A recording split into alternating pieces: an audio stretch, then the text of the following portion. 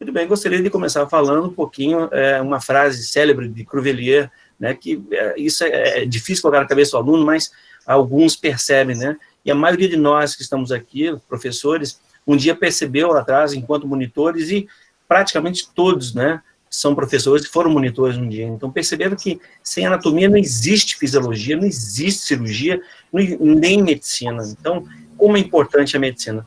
E aí eu tenho que render homenagens a esse grande mestre que eu gosto, que eu sigo, que é o Testi, né? Testi, o seu discípulo, que foi o Latager, aí depois o Rouliard, que na realidade é um outro grande mestre que se associou ao filho do André Latager, com o Michel Latager, o professor Netter, foi um dos livros que eu usei muito né, lá atrás, desde a graduação, o Sobota, o Moura, o professor Moura, que faleceu o ano passado, também uma perda lamentável. O professor Didi, uma representação nossa nacional, que tem de importância lá fora também, um grande anatomista, e, logicamente, o nosso saudoso professor Ângelo Machado, que hoje está iluminando lá de cima todos nós, né? E, em especial, os meus mestres, né, que todos nós um dia tivemos um início dessa carreira, e esse início sempre tem alguém que te impulsiona, que te dá, te empolga, então eu gostaria de render uma homenagem ao meu pai na anatomia, que foi o professor Exílio Pedaluz, professor contemporâneo do professor de São Paulo, professor Prates. Então foi quem me pegou na mão lá no início de monitor a levar a professor. Então me iniciou na anatomia. Eu tenho um grande carinho por esse professor, que infelizmente também não está mais entre nós, mas enfim, lá de cima olha por nós. Professor Valdemar Silva Costa, outra pessoa maravilhosa que me ajudou muito na vida, me orientou muito, meu caminho hoje, titulação, enfim, muitos conhecimentos, inclusive filosóficos. Eu aprendi com o professor Valdemar Silva Costa, que é lá professor da UERJ, meu ex-orientador de mestrado, doutorado, e com o professor Rodrigo Mota. Professor Rodrigo Mota, esse é um grande irmão, meu grande mestre na ortopedia, aprendo todos os dias, minha curva de aprendizado é contínua, é um grande irmão, um excelente professor, um inigualável pai, um médico sensacional em todos os sentidos. Então, rendo minha homenagem também aqui ao professor Rodrigo Mota, é um outro grande mestre que eu tenho no fundo do coração e que eu tenho o prazer de dividir horas de cirurgia e aprendendo com ele diariamente. Muito bem, a aula de hoje, então, temos que render homenagem também ao James Tinel, né? O Tinel, então, é quem descreveu inicialmente lá os sinais dessa neurite da compressão e o exame físico para isso. Muito bem, então, vamos lá, definição das síndromes compressivas é uma síndrome neurológica focal, uma neurite, né? Compressão de nervo periférico, isso acontece no sistema nervoso periférico, então, manifestando-se por parestesia, dor, perda da função do nervo, obviamente, teremos algumas consequências. Então, as causas, normalmente, elas são estáticas, né, assim, estáticas, como esses nervos, eles dividem em espaços anatômicos que são muito estreitos, né, ou por feixes musculares, ou bandas fibrosas, ou túneis rígidos, como o túnel do tarso, como no caso do membro superior, o túnel do carpo. Então, regiões que ficam mais superficiais, né, então, com pouca elasticidade, né, levando uma síndrome do túnel do carpo, a síndrome do canal de Guion, o túnel fibroso, então, epitróquio ou olecraniano, anomalias músculos tendinosos, como o do músculo de Ganter, arcada de Froese, ligamento Struther, ligamento transverso superior ossificado. Então, são várias causas, né, e as traumáticas também. Então, eu gostaria de manifestar aqui que, como membro da sociedade, nós sempre defendemos que não utilizemos, né, nas aulas os epônimos, mas na medicina não tem como a gente fugir disso. Então, alguns termos eu vou ter que utilizar alguns epônimos aqui, como esse que eu citei. Então, causa dinâmica tem a mobilidade articular, a contração muscular, postura, então, digo que malha bastante, às vezes uma região já estreitada, o músculo dá aquela hipertrofiada, comprime, leva uma síndrome compressiva, né, e mobilidade do nervo. Alguns ficam presos, por exemplo, o nervo radial fica preso com uma travessa posterior ao braço, e penetrando, então, um feixe fibroso, ele fica preso, e uma fratura pode ser lesado por conta desse local que ele não é móvel, né? Muito bem. A clínica, então, evolui com a hipoestesia, parestesia, dormência, fraqueza muscular, plegia, paresia e atrofia, que é o caso mais grave, né? Alguns casos nós podemos tratar clinicamente, e outros nós temos que, infelizmente, quer dizer, temos que evoluir com abordagem cirúrgica. Bom, a etiologia, eu tenho aí uma etiologia traumática, né? São fraturas, luxações, traumas de repetição, iatrogênica, né? Injeções, hematomas, né? A cirurgia também pode ocorrer, lesão. A anatômica, então, as variações anatômicas, bandas fibrosas, vasculares, tensão muscular, inflamatória, que são as sinovites, tumoral também, os cistos sinoviais, tumor comprimindo o nervo, e idiopática, quer dizer, sem causa. Pode existir associadas como hipotiroidismo, a obesidade, diabetes mellitus, etilismo, gravidez, artrite reumatoide, dentre outras, né? Tofos gotosos também podem levar. E aí, como a gente está falando e temos alunos, né, espectadores, eu sempre uso alguns métodos mnemônicos. Por exemplo, aqui na etiologia, eu posso utilizar, então, aqui, a tia Ana It. Tia Ana It, a tia de trauma iatrogênica, Ana e Ti, então inflamatória, tumoral e idiopática. Meio imbecil esse método mnemônico, mas ajuda os alunos. E das associadas eu tenho odega, já que eu estou falando aqui em etilismo, né, bodega, que é um termo de lá para bar, né, então eu tenho hipotireoidismo, obesidade, diabetes mellitus, etilismo, gravidez e artrite. Então, um método mnemônico. Muito bem, então, há muito tempo, já desde 1976, foi descrito por Sunderland, que a alteração patológica inicial em uma síndrome compressiva ocorre pela compressão da microcirculação neural, né? Nós vamos ver uma classificação à frente de Sunderland. Então, eu preciso comentar com vocês das propriedades básicas do neurônio, que são as mesmas, muito parecidas com o do protoplasma, que são a irritabilidade, a excitabilidade e a condutibilidade. Obviamente, a resposta, né, desse arco reflexo seria a contratilidade.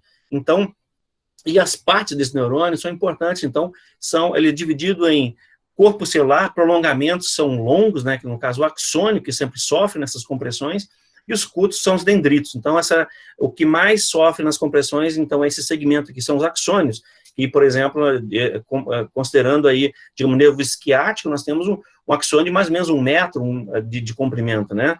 Então, vejam, as funções básicas dessa unidade morfuncional, sistema nervoso, elas são sensoriais, integrativa e motora. A sensorial, então, neurônios aferentes sensoriais, a função integrativa, neurônios de associação, os interneurônios, e a motora, eferente motora. Então, nós temos aqui, na realidade, a função sensorial e a motora que é comprometida nessas síndromes compressivas, né? Porque a integrativa está na substância cinzenta no H medular, na medula, então não há, ou nos gânglios, mas numa síndrome, uma radiculopatia, poderia sim, um gânglio, por exemplo, o primeiro neurônio lá na coluna pode comprimir sim uma radiculopatia para uma herniação, então é muito importante. Vejam aqui, e aí eu preciso citar meu nobre mestre, né? Tem que ser meio que Sherlock Holmes. Temos que diferenciar uma síndrome compressiva nervosa periférica, né, que acontece desde o desfiladeiro cérvico-torácico até a porção do canal do Guion lá embaixo, o túnel do carpo, de uma radiculopatia que acontece, então, no nível vertebral, uma compressão de raiz nervosa, e aí você ter uma resposta à distância. Às vezes, uma dor no ombro, cotovelo, ela não tem origem local, e sim pode ser na coluna cervical. Então, é importante ter em mente essas duas condições, né? Esses dois eventos podem ser. Então, e aí por isso que nós temos esses dermátomos para poder testá-los, né? Tanto na questão sensorial quanto motora, né? Os testes funcionais. Bom, o nervo, então, aqui um quadro transversal mostrando a vocês a organização. O axônio, então, né? A fibra aqui, ela é envolta por um endoneuro, né? E aí um conjunto de fibras, que estão, cada uma delas envolvida, cada axônio envolvido pelo endoneuro, por essa membrana que protege aí a fibra, eu tenho um conjunto de axônios, eu tenho um fascículo, né? Então, esse fascículo, ou um feixe, ele é envolto por uma outra membrana que o protege, que aí, então, é o perineuro. E aí, vejam, nesse nervo, ele é formado por vários perineuros, vários fascículos então, envolvendo um nervo. Então, alguns fascículos podem ser sensoriais ou motores. E percebo que entre esses fascículos, esses feixes, eu tenho aí um feixe vascular, né? Então, eu tenho uma artéria e uma veia, e elas que são, nessa compressão, são elemento principal numa compressão nervosa. Quando se comprime o nervo, então se diminui o fluxo, né? Então se tem uma isquemia, e aí um dos primeiros passos, quando não sendo traumático, um dos primeiros passos para se ter uma lesão nervosa, e aí a evolução desse processo, né? Até uma degeneração valeriana. Muito bem, então lembrando aqui, desse nervo periférico, é nessa extensão que ele é comprimido, né? Então, sofre lesões. Então, no axônio. E vejam, aqui eu tenho um feixe sensorial e motor. Então, na grande maioria dos nervos, eles carregam essas fibras com maior ou menor quantidade de feixes neuronais, axonais, que são sensoriais ou motores. Então, aqui vejam, e aqui a extensão desse nervo, então, na fibra muscular, no feixe, no fuso neuromuscular, como é importante. Bem, então, a questão aqui nesse quadro, esse organograma, nós temos aqui posturas anormais que podem trazer uma radiculopatia, né? Hoje em dia, se você ficar muito tempo aqui nesse movimento com o celular, né, você está com um celular segurando em extensão do punho ou fletindo os dedos do punho e mexendo, você pode ter uma hipertrofia e trazer uma radiculopatia, às vezes lá de cima pela postura, né, ou até pela distal pelo movimento. Então, postura e trauma são importantes. Pode levar, nesse caso, um aumento da compressão nervosa, nesse caso, o túnel do carpo, o túnel cubital, no antebraço, aí, o nervo mediano, o ramo sensorial do radial, ou no plexo braquial lá em cima, né? Nesse caso, do desfiladeiro cervicotorácico. Então, eu tenho diminuição do músculo, né? Então, por exemplo, trapézio e a porção média e porção inferior, então, o aumento do comprimento, no alongamento desse músculo também posso fazer uma compressão. Então, veja, a compressão, ela pode apresentar vários graus, né? Um grau mais leve, moderado e grave, e levando a uma isquemia, ok? Então, alguns músculos também, a diminuição do comprimento muscular, eu tenho o esternocleidomastoide, o serrato, o pronador, o escaleno e peitoral. Então, eles podem levar a que veja uma fraqueza muscular, né? Muito bem. Então, a anatomia patológica dessa vasculatura nervosa, ela inicialmente começa epineural. Então, o epineuro, né, ele tem um grande feixe de vasos aqui que vão nutrir o nervo. Então, são as vasa nervorum, né? Esses ramos, eles se comunicam não somente na superfície, se anastomosa, na superfície do epineuro, como eles penetram os outros feixes e comunicam num plano oblíquo com os feixes que estão mais correndo no mesmo plano, né, do nervo, e no mesmo eixo, mas só que em outros segmentos envolvidos pelo perineuro, pelo endoneuro. Então, tem vasos aí, e aí eles se comunicam, esses são comprimidos na superfície ou, dependendo da compressão muscular, comprimindo essas comunicações vasculares com o nervo, então, levando uma isquemia. Então, eu tenho vasos calibrosos no epineuro, né, eles têm uma disposição longitudinal, e eles suprem segmentarmente os vasos fasciculares, né? Então, veja, já no perineuro e no endoneuro, aí já constitui um plexo, como falei para você, um plexo vascular fascicular, e que comunica com esses vasos calibrosos da superfície. A proveniência do sangue vem da superfície, dos vasos epineurais. E aí constitui um plexo, né, que tem interferência direta no fluxo sanguíneo, e aí levanta distúrbios funcionais no nervo, como parestesia, né? Quem já não ficou um tempo com o cotovelo apoiado numa superfície rígida e comprimiu o nervo ulnar, né? Ou tem outras síndromes que a gente vai falar mais à frente, posturais. Muito bem, e a evolução, então, é um edema do epineuro, né, levando uma cicatriz constrictiva epineural, um edema endoneural, levando um aumento da pressão intrafascicular, e aí, por sua vez, a síndrome compartimental em miniatura, gerando hipóxia tecidual e necrose tissular. Veja, tem um exemplo clássico de uma região no membro aqui do nervo ulnar sendo abraçado aqui por um feixe, né, muscular, que a gente vai falar mais à frente. Muito bem, então, vejam, aqui eu tenho Para isso, então, dependendo do grau, a evolução, né, dessa compressão, tem uma neuropraxia, uma axoniotimese e uma neurotimese. Pode acontecer evoluindo, ou pode acontecer, no caso traumático, direto uma neurotimese, né, ou uma axoniotimese. Então, vejam, eu tenho lá o axônio ele é envolto por quem? Por uma bainha, né, essa bainha de mielina, e aí notem vocês que, basicamente, gordura, ela envolve. Então, no primeiro momento, tem uma lesão dessa bainha que envolve a fibra, né, a bainha de mielina, então lá a região não está suprida de oxigênio, de sangue, há uma lesão na bainha, então tem inicialmente aqui uma práxia, né, e aí, no segundo momento, tem a lesão evolutiva, uma axoniotimese, chegando até uma neurotimese, a ruptura, nesse caso mais traumático, mas a ruptura ou degeneração valeriana. Então, veja que eu perco a comunicação e eu não tenho mais, então, ou eu vou evoluir com uma paresia, né, uma atrofia muscular, ou inicialmente, uma alteração sensorial. Então, essa classificação é muito importante, ainda abordar mais um pouquinho à frente, e aí eu preciso falar da classificação de Siddon e da classificação, então, de Sunderland. Siddon, na realidade, esse desenho esquemático mostra a vocês, então, que eu tenho lá uma compressão nervosa, né? Então, tem uma praxis, diminuição de oxigenação, diminuição de fluxo sanguíneo para o nervo, e aí isso pode evoluir para uma axoniotimese, né? Que aí eu já tenho, nesse caso, só aqui eu lesionei a bainha de mielina, aqui eu já lesionei o axônio, então, a axoniotimese, já tem uma ruptura, tem um processo inflamatório e uma ruptura do sinal. Então, mais embaixo, uma neurotimese, então, já tenho a lesão completa, né?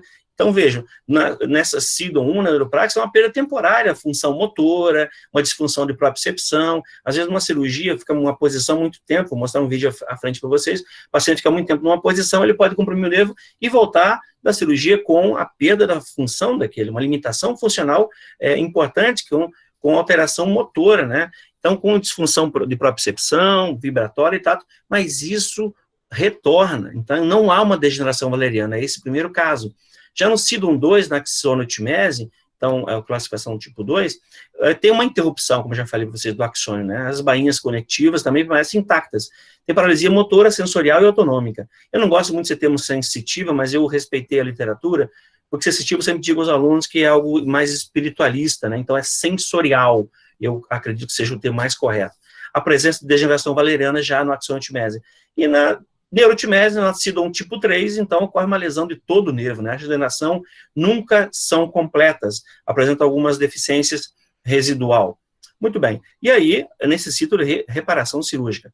E Sunderland, então, se eu tenho tipo 1, 2 e 3 de Siddon descreveu isso em 1940, 43, já em 1951, Sunderland, ele melhorou a classificação, dividindo, então, se eu tinha grau 1, 2 e 3, aqui eu tenho grau 1, é a mesma disfunção, grau 2, eu tenho a lesão da axônia, só que ele subdivide lesão da fibra, grau 4, lesão do fascículo, e grau 5 do nervo como um todo. Então, ele subdivide aqui essa do axônio o axônio seria grau 2, seria 2A, 2B, 2C. Nesse caso, seria 2, 3 e 4, né? É uma subdivisão da axônio, ok? Muito bem. E aí, o Tinel, né, descreve lá atrás, muito bem, claramente, como eu iniciei a palestra, falando sobre a regeneração nervosa ou compressão, né? Então, veja, existe um teste que foi criado, o teste Tinel é uma percussão percutânea na superfície do tronco nervoso distal à lesão, né? Se positivo, então, a sensação de alfinetadas e agulhadas distalmente. Muito bem, é importante nessa avaliação, então, como eu falei, precisa separar se é uma radiculopatia ou se é uma compressão nervosa mais distal. É importante a avaliação neuromuscular, né, da coluna cervical, lembrando o nível, se é um nível C5, C6, C7, C8, C1, e a relação com quem? Com os músculos-chave que fazem, então, C5, flexão do cotovelo, é o bíceps, o músculo-chave, né? Então, vou usar o bíceps, fazer um teste mais à frente se eu tiver a compressão nervosa do nervo mediano, e assim por diante. O C6, eu tenho os tensores do punho, braquioradial, o primeiro dedo da mão, e aqui o C7, os tensores, C8, flexor. Então, isso é importante que a gente avalie essa questão neuromuscular para você fazer uma diferenciação de uma radiculopatia ou uma hérnia, uma protusão discal, comprimindo a raiz e tendo uma resposta à distância de uma compressão que é a distância, né, que é mais local. E aí sempre é importante avaliar o grau da força muscular, né, e aí é grau de 0 a 5. Isso é importante para você testar esse músculo. Muito bem, existem vários testes que a gente vai abordar mais à frente aqui, testes especiais, né, como o teste do quilonevinho, teste do pronador e assim por diante. Então, não vamos à frente para a gente ganhar tempo. Então, as síndromes compressivas, elas são divididas em duas porções. A porção alta, né, são as proximais, e as distais são mais baixas, considerando o membro superior do seu plano anatômico, do seu eixo. Então, as proximais, elas são síndromes cérvico-braquiais, são radicopatias, como falei para vocês. As síndromes do desfiladeiro torácico, então, alguns livros não trazem radiculopatia como uma síndrome compressiva, né, do membro superior. Ela é cervical. Eu coloquei aqui para poder a gente saber diferenciar. A síndrome do desfiladeiro torácico, síndrome do espaço quadrilátero, né, de Velport, síndrome do nervo supraescapular. Então, são as proximais.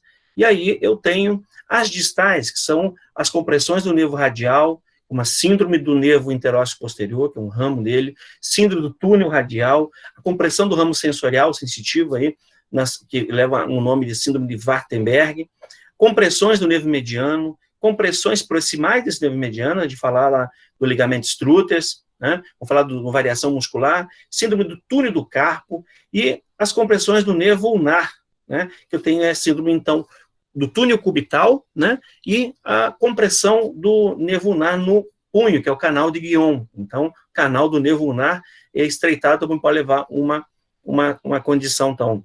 Ok? Muito bem, então lembrando, aqui começando da posição mais alta, que esse plexo braquial, ele ao começar a se organizar, aqui, ele transita entre dois músculos, né? São os escalenos, junto com a artéria subclave aí. Percebam que essa região também que é importante. Então percebam que esse plexo braquial, esse conjunto de nervos, ele mergulha numa região que chamamos de desfiladeiro cérvico-torácico, né? Então, vejam, são nervos dividindo, competindo espaço com outros feixes, né? Feixe venoso, feixe arterial e também músculos, né? Bandas fibrosas. Então, lembrando do nosso querido plexo braquial, a gente não vai abordar aqui, não vamos discutir ele, vamos direto aos ramos terminais, a gente vai falar, então, desses nervos aqui e nos mais proximais, os ramos mais altos. Muito bem, então, começando com as síndromes compressivas proximais, radiculopatias. As radiculopatias tem que lembrar, então, que eu tenho, entre os corpos das vértebras, nós temos aqui o nosso disco intervertebral, né? Que ele pode comprimir uma raiz nervosa, como falei para vocês aqui, ou ele pode protuir, dependendo da região na medula, comprimindo o próprio canal raquidiano, né? Então, veja, e aí comprime essas raízes, lembrando que o nervo espinhal tem um ramo ventral, que vai dar o plexo, e o ramo dorsal aqui. Então, tem que lembrar dessas radicopatias, que evoluem. Então, existem alterações degenerativas que são naturais do ser humano. Com uma certa idade, acabam desenvolvendo algum, dependendo da atividade diária do indivíduo, do trabalho, das condições biológicas, metabólicas do indivíduo, também levam às alterações então, degenerativas do disco, desidratando o disco, desidratando o corpo vertebral, diminuindo o espaço. Então, isso já é uma complicação, pode trazer uma dor local, ou, digamos, uma hérnia, uma protusão, né, desse núcleo pulposo, comprimindo uma raiz aqui nervosa desse plexo cervical. Veja, levanta, toma radiculopatia, uma dor local, e com um teste que você faz, você pode provocar isso, como o teste de Spurling, né, comprimindo, então, esses discos e aumentando a dor do paciente. É um teste que ele refere a uma dor irradiada. Você vê que é uma radiculopatia. Eu tenho também a osteoartrites aqui, né, e a formação de, nessas processos degenerativos, eu posso ter uma formação aqui, então, dos osteófitos, né. E aí, olha aqui nessa imagem, claramente a degeneração do disco, e aqui essa é uma área que começa a deformar a vértebra, lembrando uma vela derretida, formando, então, osteófitos. Agora, imagine esse osteófito posterior comprimindo a raiz nervosa, é um problema. E aqui uma peça, notem, então, a peça do cadáver, nós percebemos que tem clara, né, essa região. percebemos aqui nessa imagem, então, aqui o osteófito também pode comprimir não somente a raiz nervosa, como a artéria vertebral, né? Então, pode ter a compressão artéria vertebral aqui, e alguns testes, como o Dix-Alpine, que você pode fazer para ver se é síndrome vetobasilar. Se não é, pode ser uma compressão baixa. A radiografia vai te mostrar isso, a ressonância, a tomografia. Então, a artrose também discal, isso todas as alterações degenerativas levam à formação, então, de radiculopatias. Veja, olha a irritação da articulação, né? E aqui um nervo pinçado, ou uma hérnia também levando à compressão radicular. Olha, uma radiografia simples, como nós conseguimos visualizar essas alterações degenerativas da coluna, né, aqui, mostrando a diminuição de espaço, mostrando aqui uma região, então, de formação desses osteófitos, né, e alguns ficam bem evidentes, e nesse caso, inclusive, tem uma listese aqui das vértebras, ou um escorregamento, né. Vejo aqui no exame de imagem, como é importante, às vezes esses osteófitos podem fazer até provocar uma disfagia, o tamanho que eles crescem, né, ficam aumentados aqui, formando tumores, tumefação óssea nessa região, dificultando, então, o esôfago, né, ou às vezes uma tumoração mesmo, né.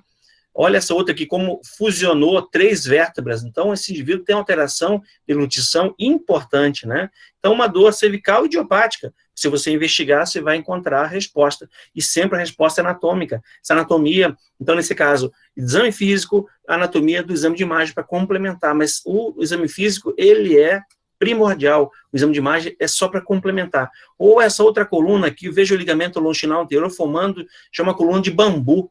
Essas alterações devem ser consideradas. Aqui já é uma herniação, né, levemente tocando, em C5, C7, ou essa grande herniação aqui. Então, como é importante ter esses conhecimentos. Muito bem, então falamos de radiculopatias. As radiculopatias, elas são compressivas, mas da coluna. Só tem resposta no membro superior, por isso é importante falar delas. Então, agora, propriamente dito, no membro superior, essas proximais, eu tenho aí, então, a síndrome do desfiladeiro torácico. Lembrando, então, que esse feixe nervoso passa aqui numa região estreitada. Veja, então, um conjunto de sintomas que o paciente apresenta na superfície, né? Nos membros superiores, decorrente, então, da compressão desse feixe vasculo-nervoso nessa região, né? O plexo braquial, artéria e veia. É muito comum, é mais comum, aliás, em 3:1, no sexo feminino, entre 20 a 50 anos de idade, tá?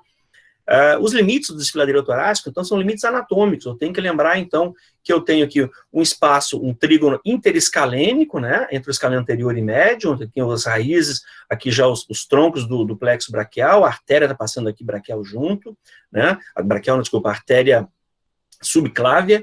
Eu tenho outro espaço aqui, então, na realidade, que é o costo clavicular, mas anteriormente, então, tem um complexo manúbrio clavicular, entre o manúbrio e a clavícula, que é justamente esse costo clavicular aqui. Eu tenho lateralmente as costelas, né? Eu tenho a coluna vertebral posteriormente. Então, são os 3 elementos, anterior, lateral e posterior. Anterior, complexo manúbrio external, lateralmente a primeira costela e posteriormente a coluna vertebral. E aí eu divido em 3 regiões, né? São as regiões, então, interescalênica, costoclavicular e espaço subpeitoral. Veja as 3 regiões. Então, o trígono interescalênico está aqui, né? O escaleno anterior e médio, na primeira costela. Vejam, já, então, esse é o local mais comum de compressão do plexo braquial em manobras provocativas, né? Já o espaço costoclavicular, então, entre a clavícula e a primeira costela, eu tenho um espaço estreitado aqui, né? Então, vejam, eu tenho musculatura aqui, do subclávio, eu tenho musculatura e eu tenho um espaço estreitado aqui. Eu tenho, então, o terço médio, né? O terço médio da clavícula, exatamente nessa região, e a borda superior da escápula.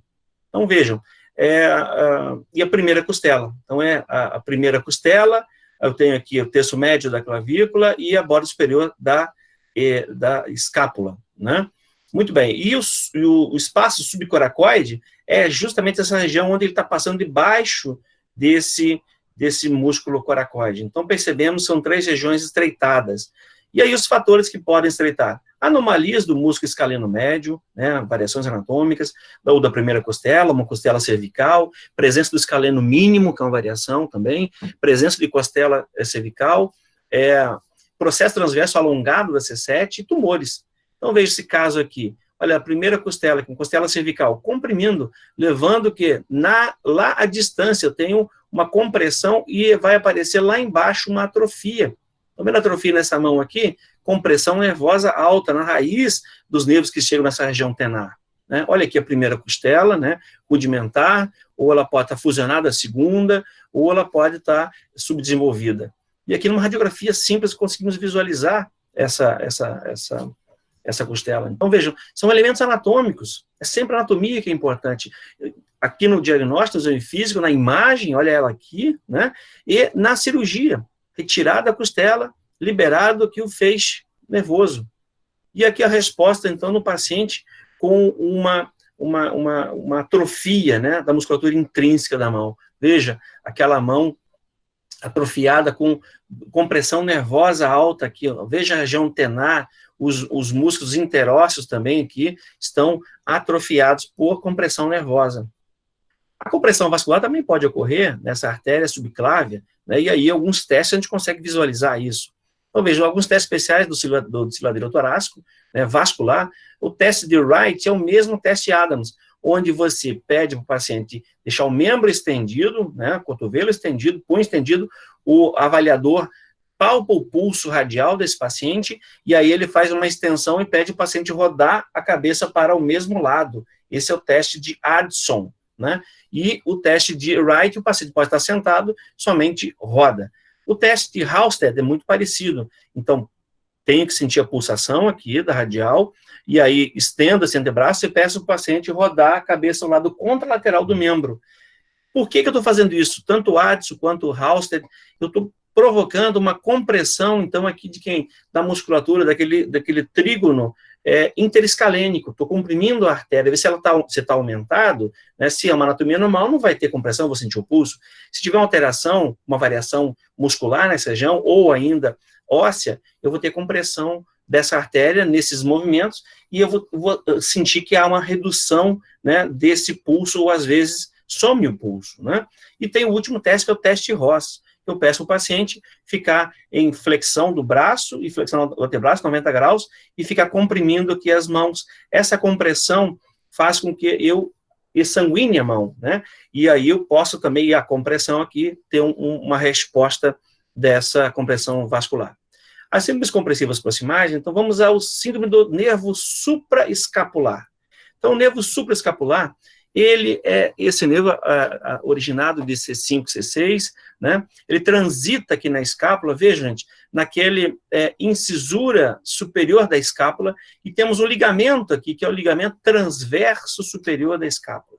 Então, posso ter uma compressão alta aqui, ou uma compressão baixa aqui. Essa compressão alta, então, ela é principalmente do ramo motor do infraespinhal. Então, alguns cistos podem fazer isso, ou o ligamento, como falei para vocês. Então, é comum em atletas, né, de vôlei, né, tem muito impacto, movimento menos superior, devido à desaceleração súbita, né? Então, imagine desse esportista. E aí você acaba comprimindo. Então, essa região também ocorre. O que, gente? Aqui, essa região também pode ocorrer uma ossificação desse ligamento. Temos um artigo publicado observando ossos secos no anatômico. Veja o ligamento ossificado em 200 casos, né, com a participação de alguns colegas da Univale, né, o professor Emerson Sgrotti, o professor Rafael, e aqui no Rio com o professor Abdu, o professor Guilherme e o professor Rodrigo Mota. Vejam, então 68% das escápulas analisadas apresentavam isso. Então, quer dizer, comprime nervo, esse indivíduo durante a vida tinha compressões, dores, assim, diria que epicrítica, né, que ele pode indicar o local, mas é meio protopática no ombro, você não sabe definir exatamente onde é, faz um exame da coluna, você vê que não é coluna, então em imagem, uma radiografia pode evidenciar. Então, essa compressão pode ser alta, né, ocorre no nível desse sulco aqui, supraescapular, né, nessa incisura, e as características, então, o nervo ainda, ele é misto. Aqui que é sensorial e motor, né? Então, não emitiu ramos para o supra nem o infraespinhal. Já, eu quero fazer uma correção que eu falei antes da porção automotora. Já na compressão baixa, então, é no sulco, espinoglenoidal. Então, eu tenho ali, é muito mais comum nessa região, né? Então, aí eu já tenho somente componente motor, tá? Motor puro. Já emitiu o ramo que inerva o supraespinhal e você percebe, então, uma atrofia muscular aqui. Tá? Percebemos, então, a inervação vem para o músculo supraespinhal, infraespinhal, e você percebe, então, que pode ter uma atrofia aqui nessa região. E parece raro, mas é bem comum. Bom, nós temos aí a síndrome do espaço quadrilátero, né, de Velpeau, que é, então, onde passa o nervo axilar, e vamos falar do síndrome do trígono de Gutierrez, onde passa o nervo radial. Então, o espaço quadrilátero, aqui nessa imagem, ele é criado justamente por quem? Pelo músculo teres, né? A gente faz aquela brincadeira com os dedos, né? Cruzando os dedos. Então, eu tenho um músculo redondo menor, eu tenho aqui o redondo maior, os dois no mesmo plano, e no plano, os dois transversos, no plano do eixo do membro, então eu tenho aí o tríceps, né? Esse tríceps, aqui a cabeça longa, e medial, lá eu vou encontrar, então, o osso do húmero. Percebo que nesse espaço quadrilátero de Velpeau, passa o nervo axilar junto com a artéria. Então, é uma região digamos, de uma banda fibrosa, aumentada, ou hipertrofia muscular, comprimindo o nervo, né? Então, esse espaço húmero-tricipital, né, de Velpeau. E o espaço logo abaixo, vou abordar mais lá para o nervo radial, seria o trígono húmero-tricipital de Gutierrez, a compressão, então, do nervo radial. Aí seria o redondo maior com o tríceps novamente. Então, tríceps, cabeça longa, e agora já parte da musculatura, que foi cortada aqui, da cabeça lateral. Muito bem, existe uma outra ainda, que seria o trígono homotricipital, mas aí é mais vaso e pode ter raminho nervoso. Bom, a etiologia acomete mais o membro dominante do indivíduo, né? Então, tem a traumática, são as bandas fibrosas, que é mais comum. Atrito de massas musculares, no redondo maior e redondo menor. Atrito do nervo contraglenoide. A hipertrofia do músculo supraescapular. Variação anatômica também. As traumáticas, então, tem o traumatismo direto nessa região, né? Ou traumatismo em iatrogenia cirúrgica, ou trauma mesmo pérfuro-cortante, trauma de grande impacto, acidente, trauma posterior no ombro, traumatismo de tração muscular, né? E fraturas da escápula também podem lesar esse nervo. Aqui um artigo nós publicamos, uma das variações, então veja o nervo axilar aqui transitando debaixo de um subescapular acessório, né? Veja o nervo aqui transitando, está lá o subescapular, e aqui está um acessório grande. Então, esse indivíduo, provavelmente, em vida, teria aí algumas alterações, né? Pelo menos dolorosas, tá aqui. E vamos partir para as síndromes compressivas distais. Então, aí são no nervo mediano, né? Pode ser proximal, mediano, ou no túnel do carpo, do nervo radial, o nervo interósseo posterior, o túnel radial, o nervo ulnar, o túnel cubital, o nervo ulnar no canal de Guion. Então, são as distais. Começando pelo nervo mediano, então vejam, ele sai de C6 a C8 e também com uma participação de T1.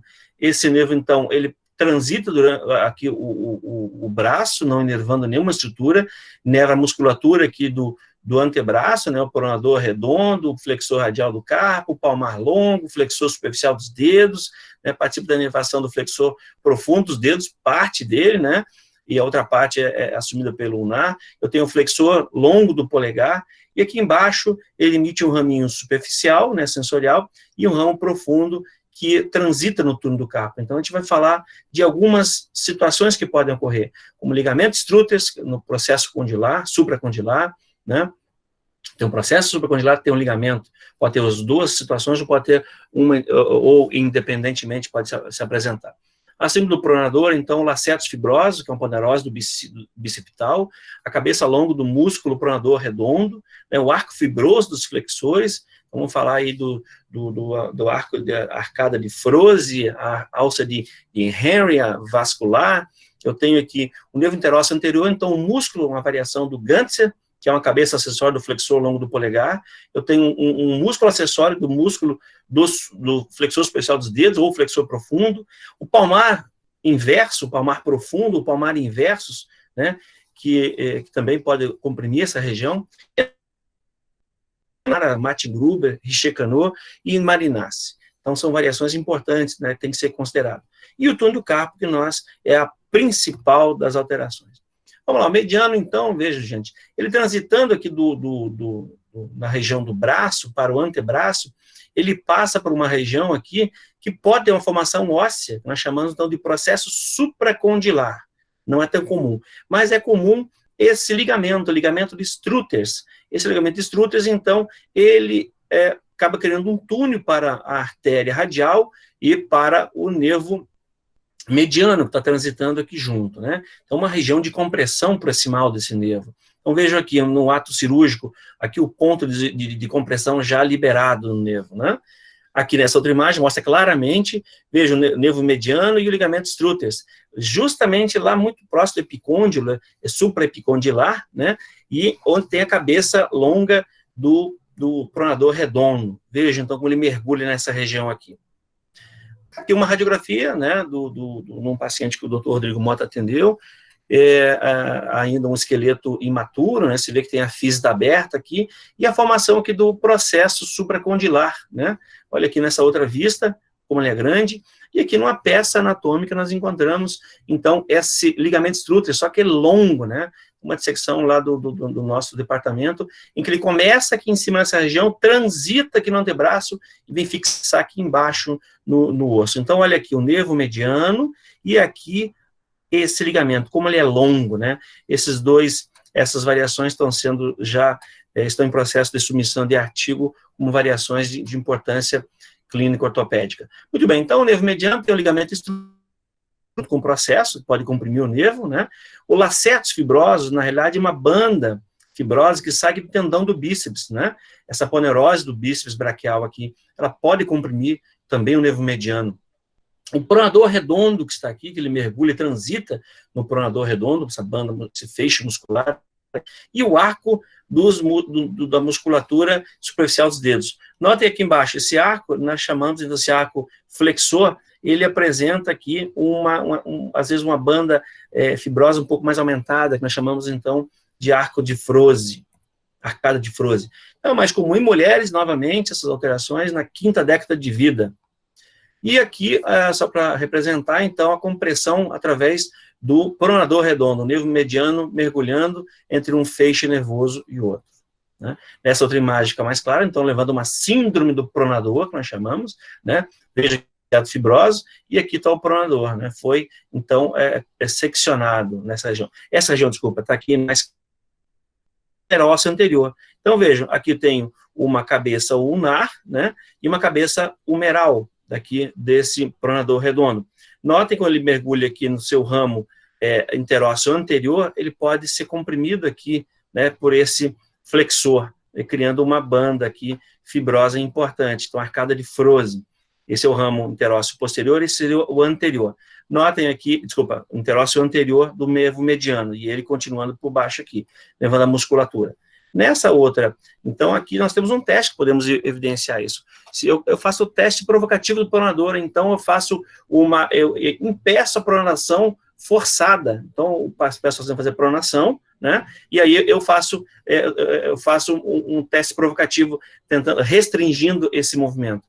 E aí você vai ter uma resposta, então, teste provocativo. O outro provocativo seria o lacetos fibroso. Ele está preso no tendão do bíceps, né? Então, eu impeço a flexão desse antebraço. Pedindo flexão, eu vou ter a compressão nervosa e ter uma resposta. Ou o teste provocativo do arco do flexor superficial dos dedos, né? Utilizando como referência o terceiro dedo. Então, eu impeço, faço uma restrição do arco de movimento do terceiro dedo da mão. Muito bem. Veja, então, o teste Tinel, nós falamos que a percussão, ele é presente na região do pronador redondo. Então, alguns testes provocativos, veja, a compressão das duas cabeças do pronador, né, eu tenho aqui a síndrome do escrivão. Então, aquelas bandas fibroescleróticas que eu falei para vocês, transversais, no arco fibroso, o arco de Froese, comprimindo, então, levando a compressão da ponerose bicipital, né. Então, notem, eu vou ter aqui essa síndrome do escrivão, então, a flexão aqui resistido da interfalângica, flexão do dedo que eu acabei de mostrar a vocês a última imagem. Então, eu estou testando, e aí é descrito na literatura como síndrome do escrivão. né? A compressão da aponeurose, então, tem uma flexão do cotovelo, aqui acabamos de mostrar na imagem anterior. Aqui uma variação anatômica, então é importante lembrar, nós somos anatomistas, que as variações também levam a isso. Olha uma dissecção primorosa aqui mostrando, então, o músculo de Grantzer, é um músculo acessório do flexor longo do polegar. Nota ele cruzando aqui sobre o interósseo anterior, né? Então, vejam, então cruzando o interósseo anterior. E ele leva a uma paralisia do músculo flexor longo do polegar e do músculo flexor do indicador. Então, a gente vai fazer um teste mais à frente, que é o teste de Quilot-Nevin. E quem descreveu, então, essa compressão do nervo interósseo anterior foi Quilot-Nevin, ou seria a síndrome de Quilot-Nevin. Muito bem, olha aqui ele novamente, e nós encontramos também lá no nosso anatômico uma banda fibrosa aqui desse músculo, né? Então, muito reduzida, mas comprimindo o nervo mediano, tá? Aqui um trauma, então, como falei para vocês, também pode ter compressão traumática, né? Eu tenho aqui uma imagem aqui mostrando, então, uma luxação do cotovelo. Notem que aqui na superfície, luxação exposta, né? Levando aqui o nervo junto, o nervo mediano, gente. Olha aqui, essa imagem está mais clara. Olha aqui o capítulo, vejam. Aqui, na realidade, o nervo sendo içado, né, empurrado. Então, imagine tamanha compressão. Levado à cirurgia e descompressão. E também teve lesão da artéria, que aqui foi reparada, né? Então, veja, a artéria também entrou no trauma, teve que ser reparada. Aqui um teste no pós-operatório, vejam que ele vai apresentar um sinal, que é o sinal da bênção, ou o sinal do bispo. Percebo no vídeo aqui como ele flete os 3 dedos, né? Seria o terceiro ao quinto, mas ele não consegue trazer a flexão de quem? Do polegar e do indicador. Por quê? Houve compressão lá em cima do nervo, o nervo mediano. Então, ele não consegue fazer a flexão. Então, o sinal clássico da benção do bispo, ou da benção, tá? Percebemos? Olha só. Não consegue. Olha, não tem flexão. Um vídeo gentilmente cedido pelo Dr. Rodrigo Mota. Então, veja, alterações motoras terão no flexor longo do polegar, flexor profundo dos dedos, né, a porção lateral, a porção medial seria do nervo ulnar, e no pronador quadrado. Então, levando a fraqueza dos músculos inervados por esse nervo, uma incapacidade de fazer o sinal do OK. O sinal do OK é o sinal de Quilot-Nevin. Tem alguns livros que trazem como sinal de Benediction. Benediction ou Quilot-Nevin. Quilot-Nevin é o clássico. É o sinal do OK. Ele não consegue colocar a ponta do dedo. Então, o teste do flexor profundo dos dedos e flexor longo do polegar. E uma fraqueza do pronador quadrado, é mostrado, então, uma fraca pronação do cotovelo em máxima flexão. Aqui, olha o aspecto clínico. Então, sinal de Bunnell ou sinal de Quilot-Nevin. Sinal de Bunnell ou quadrado de Bunnell, então, eu tenho aqui uma alteração, então, nervosa, eu não consigo fazer esse movimento aqui, né, que é o movimento, então, de pinça, tá? O sinal de Quilot-Nevin. Fica o sinal do O, o sinal O do Quilot-Nevin. Muito bem, ou O de Benediction. Ou o sinal quadrado aqui. Então, vejam, o Bunnell aqui, ele é positivo. Tem uma lesão do nervo interósseo anterior. Ele não consegue fazer a flexão, ele acaba roubando, né, e formando um quadrado. Então, nessa outra imagem, o quadrado de Quilot-Nevin, vejam, aqui ele é positivo. E o O de Bunnell. O O de Bunnell, então, veja, eu consigo utilizar o flexor longo polegar, flexor profundo dos dedos, né? E aí, quando eu tenho a lesão do nervo, eu vou acabar roubando com a musculatura. Eu não consigo fazer isso. Eu vou desenvolver aqui um quadrado de Quilot-Nevin, que é o que descreveu a síndrome do nervo interósseo anterior. Então, aí eu vou estar usando quem? O flexor curto do polegar e o flexor superficial dos dedos, né? Então, eu não consigo utilizar o longo do polegar e o flexor profundo dos dedos, eu acabo utilizando, então, porque eu tenho lesão nervosa, eu acabo utilizando o flexor, então, profundo, o flexor profundo do carpo, né? E o flexor superficial dos dedos. O flexor curto do polegar, desculpa. Muito bem. As variações anastomóticas, né, do nervo mediano e nervo ulnar, então, a Martin Gruber é uma anastomose que ocorre no antebraço entre o nervo mediano e o nervo ulnar. Então, veja, um terço médio do antebraço 15% da população, em um estudo, ele mostra que a população tem essa variação, essa anastomose, que então é chamada de Martin-Gruber. Dessas pessoas, desse 15%, 50% apresentam, então, ocorre entre então, o nervo interósseo anterior e o nervo ulnar. Tá? E aí, o flexor profundo indicador médio e são inervados pelo nervo interósseo anterior e o nervo ulnar. Vejam, então eu tenho aqui a de Richer-Cano, que é no punho. Então, ramo profundo do nervo ulnar, né, e ramos do nervo mediano na região tenar, né? Então, é de Richer-Cano. E de Marinacci na palma da mão. Então, aqui é um diagrama, a gente vai passar, eu posso depois passar a todos os colegas, mas é só uma demonstração, então, dessas variações. Aqui é normal, né? Aqui é Martin-Gruber, então, se percebe que eu tenho aqui a porção lateral da corda, né? E a porção medial. Aqui embaixo é anastomose. Aqui de Marinacci, mais embaixo, de Richer-Cano no punho. Aqui a representação disso, né? Então, essa é a mais frequente, que é a de Martin-Gruber. Olha aqui o nervo mediano, seu interósseo anterior, e aqui o nervo ulnar, ok? Aqui já é o tipo 2, então, do nervo mediano, também com o nervo ulnar, é um outro tipo de variação, né, dessa anastomose. E aqui as anastomoses distais, né? Então, que são de Marinacci. Vejam, as variações no nível do punho, ok? Elas são no nervo mediano.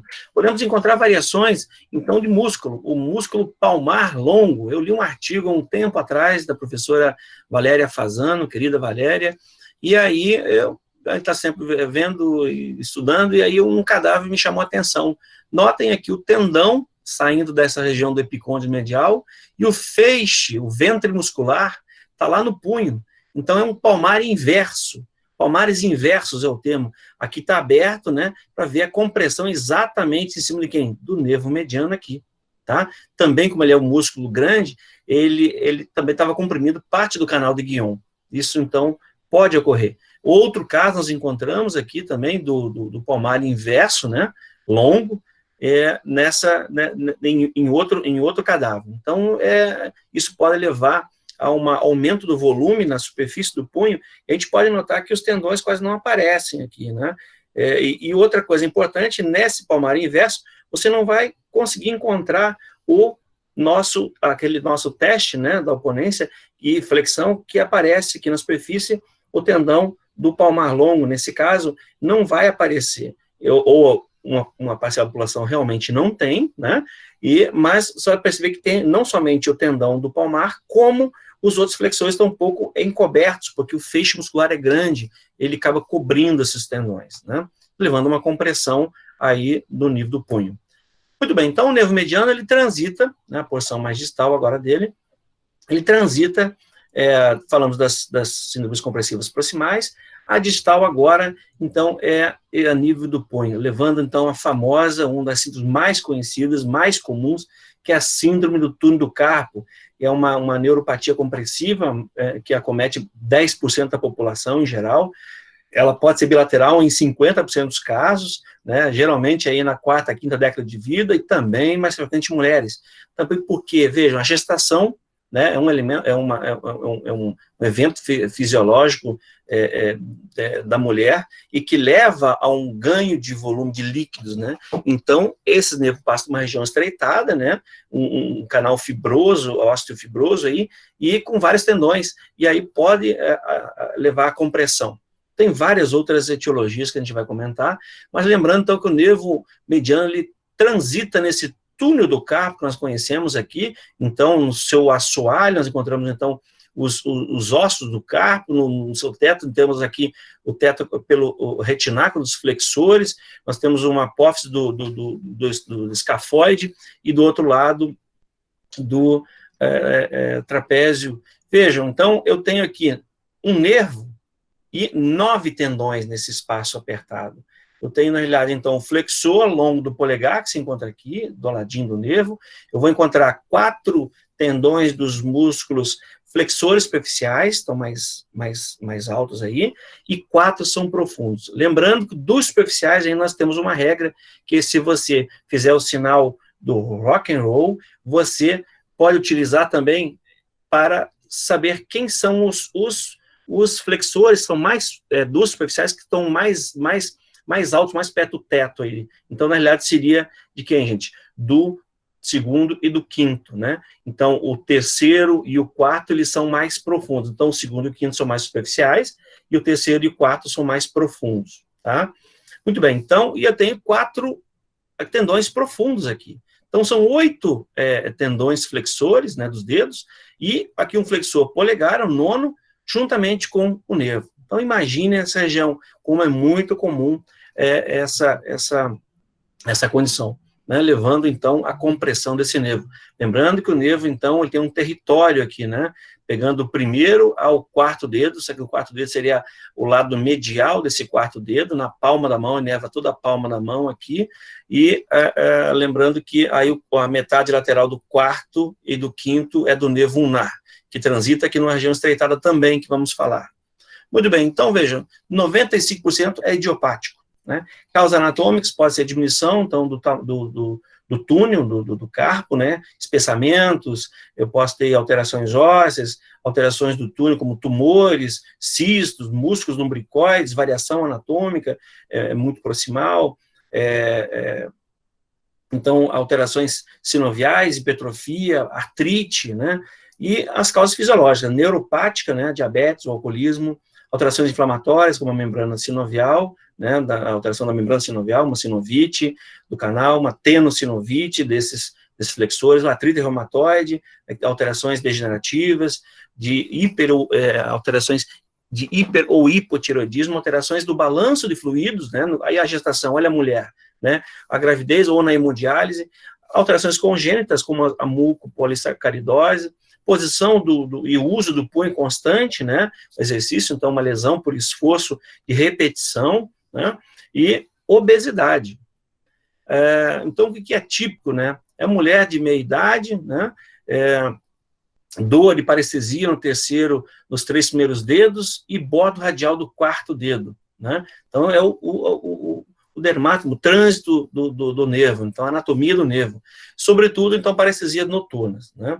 Essa síndrome do túnel do carpo é dinâmica, então, trabalhadores jovens, de ambos os sexos, apresentam sintomas relacionados aos trabalhos manuais, repetitivos, né, e que implicam flexo-extensão, então, o arco de movimento do punho constante e rápido, e com repetição, né, como, por exemplo, digitadores, né, hoje, graças a Deus, nossos teclados de computador, nossos teclados de notebook, vejo que eles são bem suaves, justamente para evitar esse impacto que tinha antigamente com aquelas máquinas de datilografia, né, eu sou dessa época, eu fiz curso no Senac de datilografia, gente, né, depois evolui para máquina eletrônica, assim por diante, elétrica e eletrônica, e depois conheci o primeiro, o MS-DOS, né, aquela tela verde. Enfim, então em ambos, vejam, a primeira dor no punho, às vezes irradia para o cotovelo, né, é uma parestesia na zona descrita, e em casos graves, levando uma atrofia, que nesse caso, a condição é cirúrgica, tá? Tem que abordar isso aqui, tá? E vejam que a atrofia dessa musculatura tenar leva à perda da oposição do polegar. Abordagem, então, os testes provocativos, existem vários testes, né? Eu tenho o Fallen, o conhecido Fallen, que é uma flexão, então, do punho, eu coloco o dorso da mão com o dorso da mão, esse é o Fallen, né? Eu tenho o Tinel, que nessa imagem à direita, aqui, que é a percussão no trânsito do nervo mediano. Eu tenho o Fallen reverso ou inverso, né? Que aí é uma extensão do punho. E o mais sensitivo, né, o mais, digamos assim, específico, é o teste de Durkheim. Durkheim, como se escreve aqui, D-U-R-K-A-N, é uma compressão, uma digitopressão por alguns segundos desse nervo, e você tem uma resposta, tá? Então, vejam, o teste de Durkheim é o mais fidedigno. Todos os outros podem ser testados, né? Vamos, então, ao nervo radial. O nervo radial, ele é de C5 a C8, com contribuições também T1. Veja, então, o nervo radial, eu tenho que voltar naquela compressiva alta aqui, naquele nosso trígono, né? trígono de Gutierrez, ou trígono tricipital aqui. Então, ele transita aqui, pode ocorrer nessa região, então, compressão muscular, né, bandas fibrosas nessa região. Também vejo quando ele transita aqui atrás do osso, lembra que queria aquela impressão do sulco, a impressão para o nervo radial, posterior no terço médio do húmero, ele penetra aqui, percorre debaixo do tríceps, penetra, então, aqui nesse septo intermuscular. Nessa região ele fica fixo, isso é importante em algumas fraturas, né? Então é importante. Olha aqui o trígono húmero-tricipital, então, é a região que ele passa entre o redondo maior e duas cabeças do tríceps, ou de Gutierrez. Muito bem, então, aqui, essa lesão alta, falei para vocês, pode ser a muscular, né, e a anatômica, variação anatômica, mas essa fratura que eu falei para vocês, quando ele transita nesse septo aqui, intermuscular lateral, ele torna-se fixo aqui, e veja uma fratura nessa região, né, se essa fratura, ela ocorre uma mobilização, se ela tem um desvio, e aí numa redução dessa fratura para imobilizar, ou até cirurgicamente, mas principalmente o traço da fratura pode fazer uma lesão no nervo, que nós chamamos de lesão alta traumática, de Royston-Lewis. Tá? É uma lesão de Royston-Lewis, então por conta do trauma da fratura e por ele estar preso aqui, pode ocorrer ou pinçamento ou estiramento do nervo.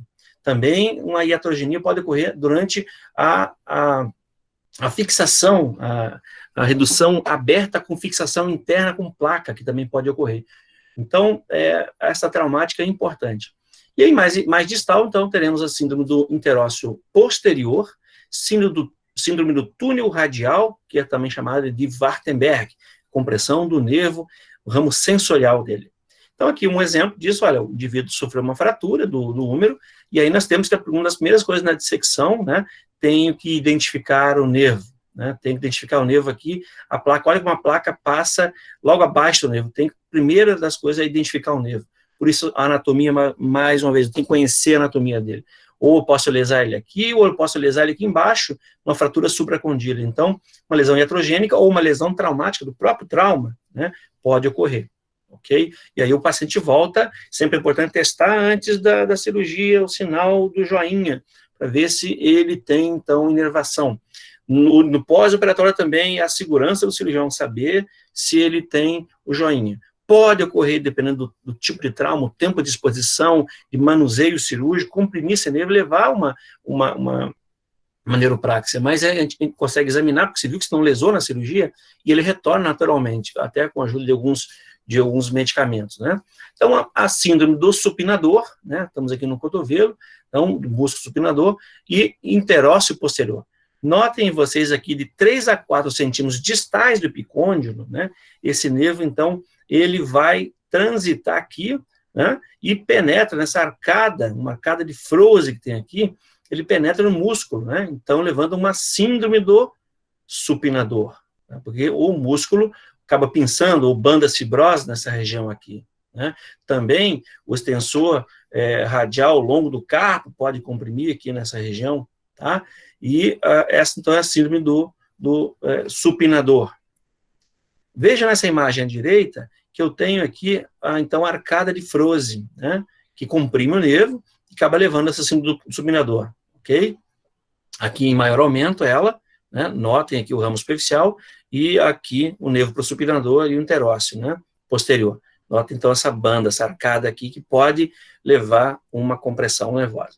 Um desenho bonito do Netter aqui, a síndrome do supinador, mais uma vez chamando a atenção, e aqui é importante comentar também que esse síndrome do interósseo posterior, que é esse nervo aqui, esse ramo do radial, quando ele mergulha aqui, então, no supinador, pode ter essa banda fibrosa, que é a arcada de Froese, que eu falei anteriormente, mas eu também tenho uma artéria recorrente radial. Essa recorrente radial deixa um ramo aqui, uma alça, que nós chamamos de alça de Henry, né? Essa alça vascular faz um martelo d'água sobre o interósseo posterior, juntamente com a presença dessa arcada de Froese, né, ou o tipo de movimento constante, eu posso levar uma síndrome do interósseo posterior, né?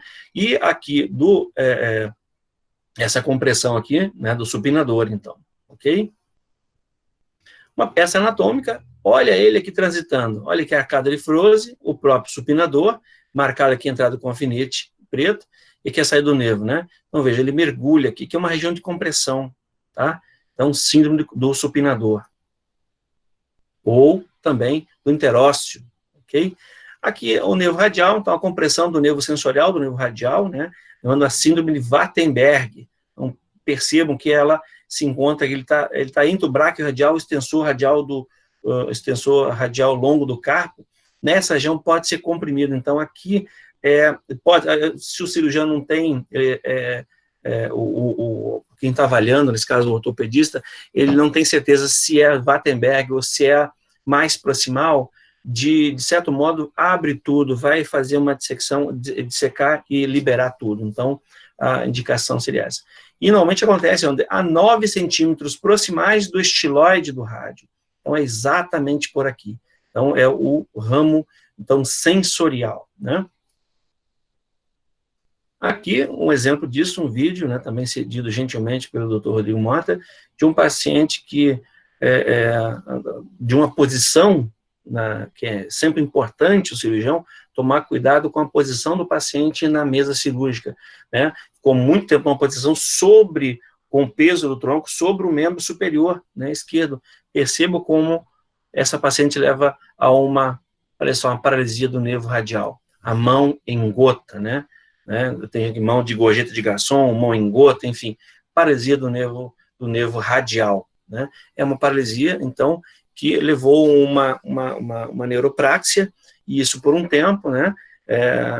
E geralmente volta, né? Às vezes a gente acaba utilizando alguns medicamentos. E vitamina B12, né? Muito bem. Então, para a gente terminar, vamos falar da compressão do nervo ulnar, né? Vejam aqui de C7, C8, T1, o nervo ulnar, ele, então, transita no braço aqui e vem inervar aqui a partir do cotovelo, vejam. Então, eu tenho aqui, transitando nessa região do epicôndilo medial, né?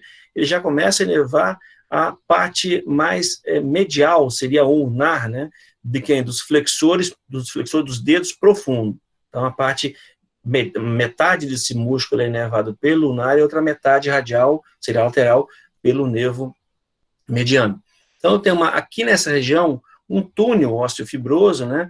Então, que leva a uma síndrome do túnel cubital. Também tem que lembrar que é muito comum nessa região a hanseníase, né? Afeta o nervo ulnar, principalmente o nervo ulnar. E a compressão distal no canal de Guion aqui, é um canal do túnel do ulnar aqui no punho, que também pode comprimir e levar variações, ok? Muito bem, então essa síndrome do túnel cubital, né, lá em cima no cotovelo, as origens da etiologia anatômica, né, alteração de músculos, fáscias, bandas ou feixes vasculares, arcada de Struther também, né, o ligamento de Osborne, que é um ligamento, uma banda fibrosa, e o ligamento colateral interno. Eu tenho traumática, sequela e fratura supracondília, né, uma das coisas que a gente tem que tomar muito cuidado em fratura de criança, na redução de fratura supracondília de criança, ao que vai fixar isso com os fios de Kirchner, a gente tem que tomar muito cuidado com esse nervo, dependendo do tipo de mecanismo de trauma, tem que cuidar ou do ulnar ou do nervo radial, muito bem. E a queimadura também, pelo fato de ser superficial, né, é um tipo de trauma. Geralmente essa região que a gente bate, né, na superfície e sente aquele choque, corre aquela irradiação, então é do nervo ulnar. Você acabou criando, nesse momento, um certo trauma, né? E degenerativo inflamatório, né, epitrocleite, osteofitose, tumoral, cistos, né, e lipomas, e também a famosa idiopática. Então, veja, aqui ele transitando no braço, ele chega aqui, né, na porção supracondília, tem aquele ligamento, aquela arcada Struters. Aquela arcada Struters que prende tanto, ela pode estar para o nervo mediano, como para o nervo ulnar. Note a cabeça medial do tríceps aqui. Então, entre a cabeça medial do tríceps e aqui a margem lateral da crista supraepicondilar lateral, né? Esse nervo, então, ele mergulha aqui no cotovelo, exatamente num sulco que nós temos aqui, que é fácil de identificar, palpar, basta achar, então, o leca no epicôndilo, existe uma depressãozinha aqui nesse meio, deixa o dedo, estende o antebraço e vai sentir um cordão fibroso. E, às vezes, pode provocar um gatilho aí. Então, nessa região aqui, eu tenho um túnel, é o túnel cubital. Então, esse túnel é criado praticamente por quem? Pelo ligamento arqueado, né, que se encontra aqui, né, que é o de Osborne, né, um epônimo, na ortopedia a gente usa bastante, e vejo que ele percorre por esse túnel aqui, entre a cabeça do flexor ulnar do carpo e a cabeça ulnar, né. Vejam, então, aqui, essa fáscia, ou ligamento de Osborne, essa região aqui, e aquele mergulhando no túnel, né. Mais uma vez, chama atenção para o ligamento arqueado, né, ou fáscia, e de Osborne. Vejam, então, geralmente, eu tenho aí o nervo ulnar, da arcada strúteis até a região do epicôndilo, mais ou menos 8 centímetros de comprimento, né? Essa região, então, é uma região aí da epicôndilo medial, eu tenho mais ou menos 8 centímetros de distância, quando ele vai transitar pela arcada. Aqui uma peça, né, e vejam o nervo ulnar cruzando. Olha aqui o ligamento strúteis, lá em cima, né, e aqui embaixo eu tenho, então, o de Osborne. Um teste, uma apresentação clínica, então um teste provocativo, posso fazer a flexão do cotovelo, né, por 60 segundos, e depois eu faço um teste de Tinel, né, com a flexão do cotovelo e aquela punho percussão aqui do dedo sobre o nervo. Eu vou ter uma parestesia, uma resposta positiva, então, na distribuição do nervo ulnar, né. Aqui o teste, ou posso bater direto no punho, ou com o Tinel nesse sentido, ou alguns preferem, como esse aqui, indivíduo fazer o peteleco, né, daquela pancadinha. Muito bem. Os sintomas, a parestesia no território cubital, agravo então com flexão, olha só isso, gente. Então, eu posso ter estresse em válvula do cotovelo, sintomas noturnos, né? Esses sintomas aparecem, né, com essas situações. E o exame bem objetivo, então, a inspeção e palpação, vocês vão perceber a atrofia dos interósseos, né, no primeiro espaço, no adutor do primeiro dedo, uma garra cubital, né, e vejam, então, uma garra não tão proeminente, porque ela é mais alta. Tem 2 tipos de garra, uma garra mais proeminente quando a compressão é baixa, com compressão alta, uma garra não tão proeminente. E a luxação do nervo cubital, uma outra situação que pode ocorrer por conta, então, da falha embriológica, anatômica dessa região, tanto do ligamento de strúteis como do Osborne, ele fica frouxo, ele salta, né, então tem que fazer uma cirurgia também. Aqui, nesse caso, apresentando, né, o nervo, né, aqui mapeamento cirúrgico, né, em extensão, em flexão, e como ele aparece na superfície aqui. Então, vejam, os sintomas são parestesia no território cubital, agravo com a flexão, né, nessa região aqui, estresse em válvula do cotovelo, e sintomas noturnos. Então, notem aqui na flexão. E na porção distal, então, eu vou ter aqui essa síndrome do túnel, né, levando uma atrofia muscular. Então, isso é preditivo de cirurgia, não tem como você fazer um tratamento fisioterápico ou medicamentoso, tem que abordar cirurgicamente para provocar essa descompressão. E é um teste para isso, né? Então, vejam, um exame motor, né? Você tem aí, que é o teste de Froment. Froment é quando você, então, utiliza, né, você utiliza a flexão do polegar, pede ao paciente segurar uma folha, né, com esse movimento, né, de flexão e adução no polegar. E eu tenho, então, quando o paciente apresenta um Froment negativo, é essa forma que eu devo prestar atenção. Mas quando ele faz esse movimento aqui, ele acaba roubando com a flexão, né, do dedo, então percebo aí que eu tenho uma lesão do nervo ulnar, né? Então, sinal de Froment. Então, ela é compensada, né, pela flexão do flexor do polegar. Ou outro sinal, que é a perda de adução, né, que é o sinal de Wattenberg. Então, seria outra situação. Você pede para o paciente fazer a abdução do dedo e ele não consegue voltar, não consegue aduzir, né? Então, esse movimento fica alterado.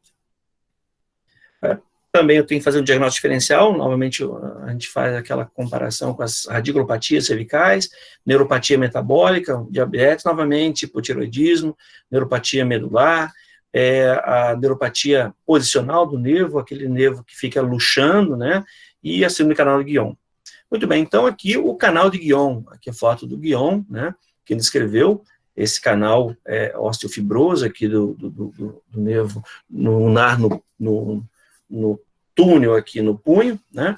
Percebemos, então, essa região entre o amatro, a região piso-amato aqui, e com um ligamento, né?